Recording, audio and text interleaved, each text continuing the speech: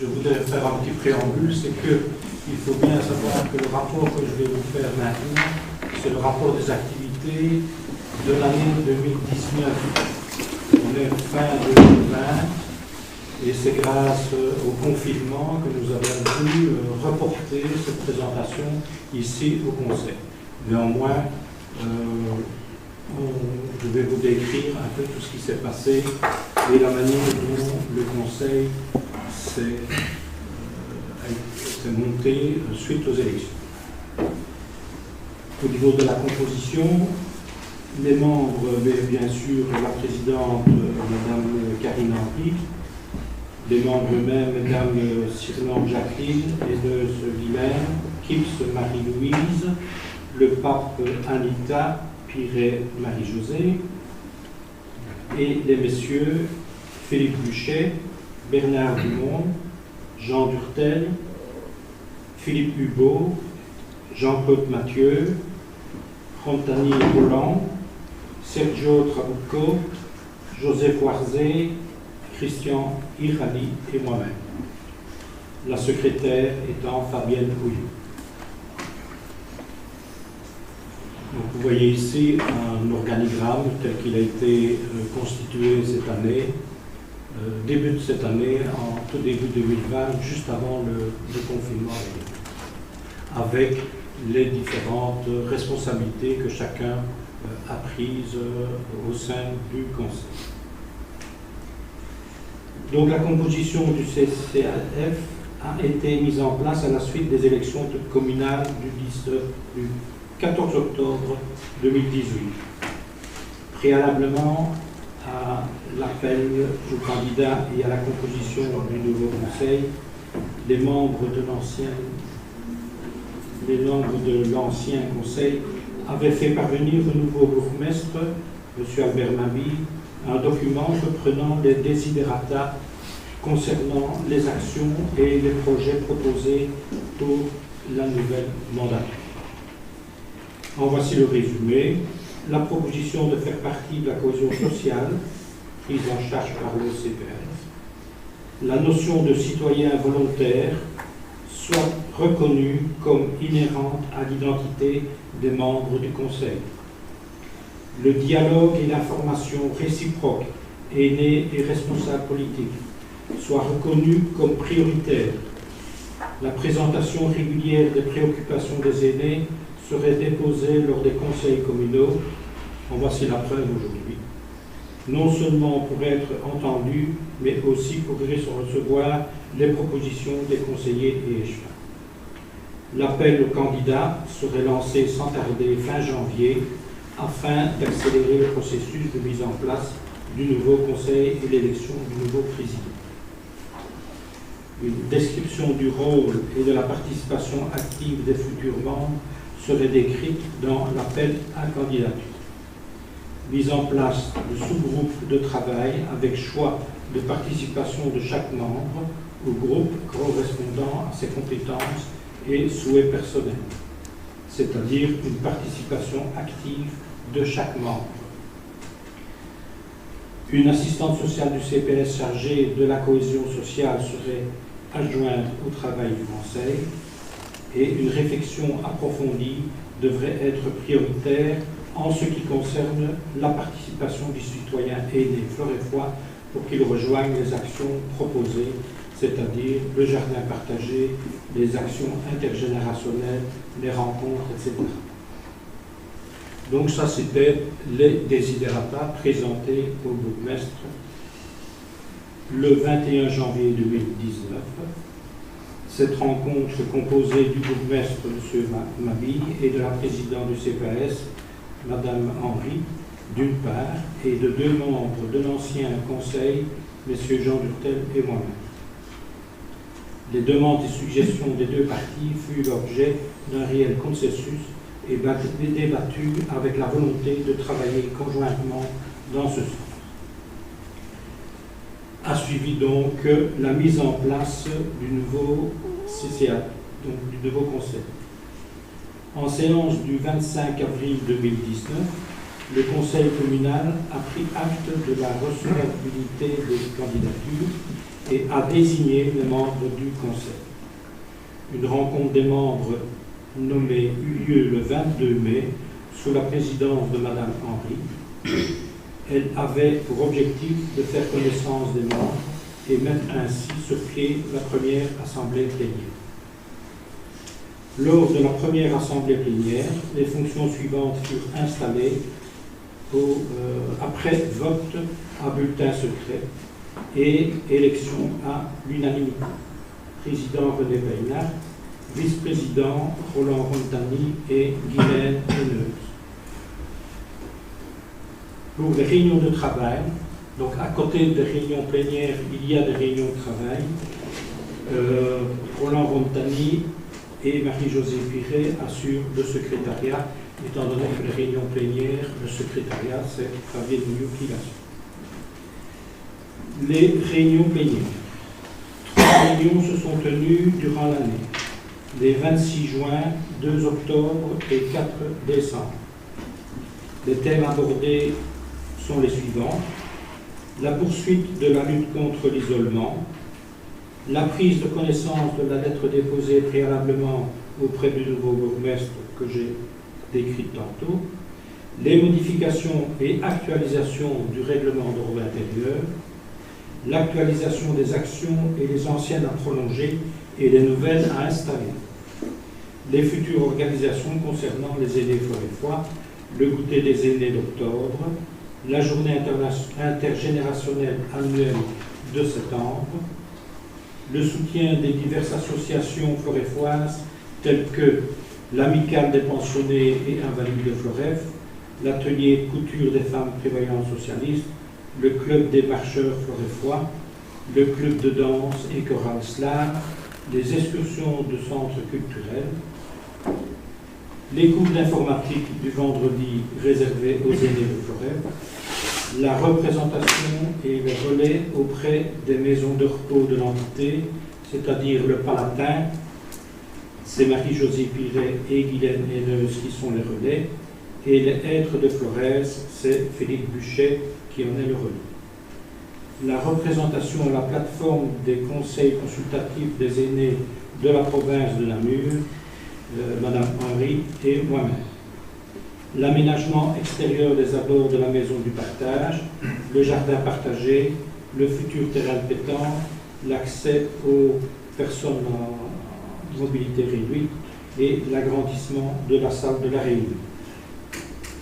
Les réunions de travail. 2 réunions de travail se sont tenues le 17 septembre et le 4 novembre. L'objectif rencontré est le suivant. Il s'agit d'une rencontre conviviale entre les membres destinée à favoriser l'échange des idées et les suggestions de la part de chacun à propos des actions du Conseil des aînés et de l'impact de l'actualité floréfoise. Elle est destinée à préparer le contenu de la réunion plénière suivante. Elle revêt un caractère officieux. Le rapport de la réunion de travail ne peut être considéré comme une réflexion aboutie ni sujette à débat en dehors de cette réunion. Actualisation des actions existantes, la lutte contre l'isolement, le jardin partagé, les balades du 3e vendredi du mois, les lundis du bavardage, les représentations extérieures, comme je l'ai expliqué tantôt. Ces réunions ont permis de débattre sur les actions nouvelles que nous comptons mettre en place, l'organisation future et la nomination de chevilles ouvrières susceptibles de construire leur mise en place, c'est-à-dire le terrain pétanque, l'entraide numérique pour les seniors et l'entraide au bricolage domestique pour les aînés. Les actions propres au Conseil, donc la lutte contre l'isolement des personnes âgées. Depuis le début de son action, le Conseil des aînés a été préoccupé par la lutte contre l'isolement. Ce sujet reste donc d'actualité. Il est décidé que chaque membre du Conseil reste attentif pour repérer autour de lui toute situation d'isolement. Il en informera le Conseil des aînés afin de mettre en place une action adéquate susceptible d'y remédier au cas par cas. les balades du troisième vendredi du mois, à la découverte des différents coins et villages de Floreffe ou des entités proches, découverte des paysages, de la nature, des monuments et sites historiques. Elles sont mises sur pied le troisième vendredi du mois et ces balades d'une longueur de plus ou moins 6 km sont agrémentées d'explications par les accompagnants bénévoles. De 20 à 40 promeneurs y participent, convivialité, échange d'informations et découverte de sites peu connus sont au programme. Ces balades s'avèrent un moyen réel de lutte contre la solitude. Les participants sont pour la plupart floreffois. C'est notre souhait d'ailleurs qu'elles soient présentées d'abord aux floreffois, mais elles attirent les balades également des Malonnois, des Namurois, des Jean-Putois, des Fossois et des gens. Nous avons visité notamment l'abbaye de Floreffe en mars, Marcinelle et le Bois du Prince en avril, Sorine-la-Longue en mai, Ouépion et le désert de la Marlagne en septembre, Florifou, la Croix-Bleue et le village de Florifou en octobre, Fosse historique et les alentours en novembre, et les Saints de Floreffe et de Malonne, les deux abbayes, en décembre. Une moyenne de 33,14 participants sur l'ensemble des marches. Le jardin partagé. À côté de la maison du partage existe un ancien potager.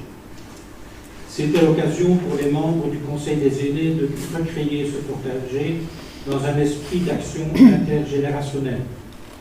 Entre-temps, les élèves de l'école primaire de Franières avaient lancé l'idée de partager les connaissances du potager avec des aînés. De plus, les animatrices de l'accueil temps libre du mercredi après-midi ont embrayé sur cette idée pour les enfants accueillis à ce moment. 3 des membres du Conseil des aînés ont relevé le défi. Il s'agit de Jean Durtel, de Sergio Trabucco, c'est 4 membres, de Christian Hilary et de Roland Rontani, aidés à l'occasion de Marie-Josée Piret, de Jacqueline Sirlande, d'Aïta Lepin.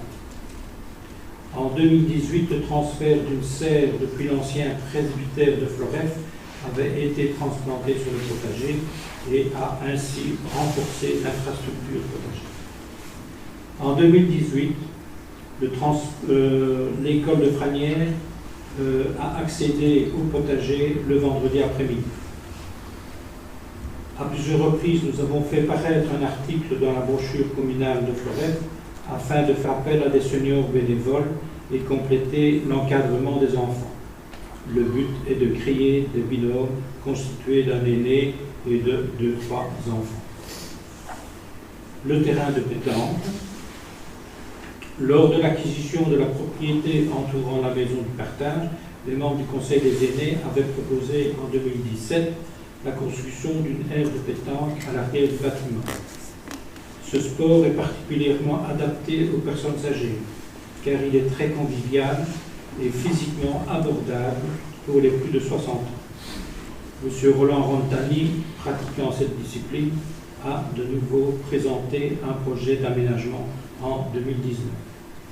Enfin, dans l'hypothèse où la création de ce terrain de pétanque serait réalisée par le service des travaux de la commune, l'investissement financier est à prévoir donc en 2020. Était à prévoir en 2020. Les démarches se poursuivent et sont donc de bon augure à cette fin de décembre afin de réaliser cette aire sportive. Pourquoi ne pas utiliser un local de la maison du partage afin d'y installer une petite cafétéria? Point d'interrogation. Ce sont des idées qui sont lancées. Les lundis du bavardage, avec le soutien de la province de Namur et de la cohésion sociale communale. Tous les premiers lundis du mois, une conférence débat se tient à la maison du partage autour d'un sujet relatif aux préoccupations des aînés. Retenons quelques sujets animés par Mme Boulin de Femmes en milieu rural. Des vacances détente ou contrainte, point d'interrogation. La réflexion plantaire, quel bienfait. rencontre et visite à la résidence-service Les Hêtres de Florès, composé un menu de fête tout un an. Ces conférences sont organisées avec la participation des membres suivants: Anita Le Pape, Marie-Josée Piret, Guylaine Haineuse, Marie-Louise Gibbs et Philippe Bûcher.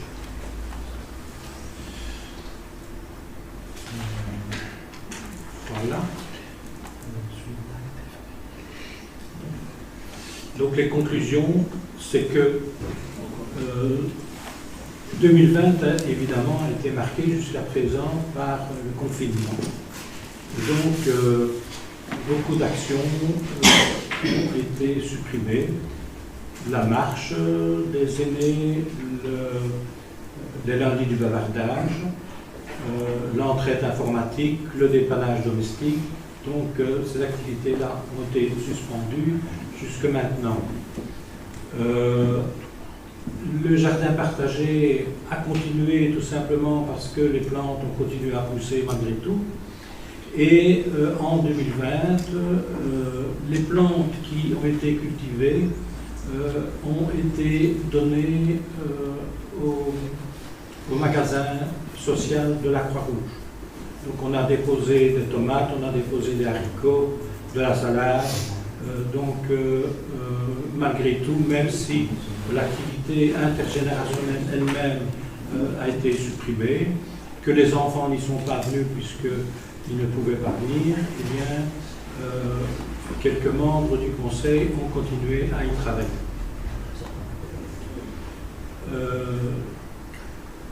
Nous avons repris nos réunions ici fin août. On a eu une première réunion de travail où on a mis au point ce qui pouvait éventuellement être relancé. Et nous avons eu hier une réunion plénière où nous avons pris en charge les activités, décidé celles qui avaient continué, être relancées et celles qui devaient encore être confinées, ainsi que des réflexions sur l'isolement des personnes en conséquence des expériences vécues lors du confinement. Et nous sommes en train de mettre en place un budget annuel pour 2020. Voilà, je vous remercie pour votre bonne attention. Merci beaucoup.